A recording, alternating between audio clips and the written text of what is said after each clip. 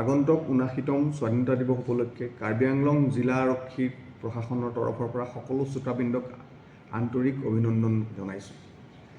এই দিৱস উপলক্ষে আৰক্ষীৰ তৰফৰ পৰা সকলো সুৰক্ষা ব্যৱস্থা ইতিমধ্যে কটকটীয়া কৰি তোলা হৈছে। এই দিৱসৰ লগত সংগতি ৰাখি ইতিমধ্যে কিছু কাৰ্যসূচী গ্ৰহণ কৰা হৈছে। আজি পুৱা ৬ বজাৰ পৰা প্ৰায় ৯ বজালৈ জিলা প্ৰশাসন তথা আৰক্ষী প্ৰশাসনৰ তৰফৰ পৰা এক মটৰচাইকেল শোভাযাত্ৰা আয়োজন কৰা হয়। এই শোভাযাত্ৰাত কাৰ্বি আংলং স্বায়ত্ত পৰিষদৰ মুখ্য কাৰ্যবাহী সদস্য ডক্টৰ তুলিৰাম ৰংহাং, জিলা আয়ুক্ত নিৰলা পাংচুপি প্ৰমুখ্যে বিভিন্ন নেতৃস্থানীয় লোকে অংশগ্ৰহণ কৰে।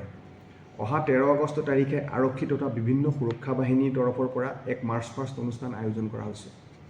১৫ আগষ্টৰ দিনা ডিফু তথা বোকাজান মহকুমাত কেন্দ্ৰীয়ভাৱে আয়োজিত পতাকা উত্তোলন অনুষ্ঠান সাফল্য কৰিবলৈ সকলো ব্যৱস্থা ইতিমধ্যে গ্ৰহণ কৰা হৈছে। ডিফু তথা বোকাজানত আয়োজিত আগন্তুক স্বাধীনতা দিৱসলৈ সকলো ৰাইজকে অংশগ্ৰহণ কৰিবলৈ সাদৰেৰে আহ্বান জনালোঁ।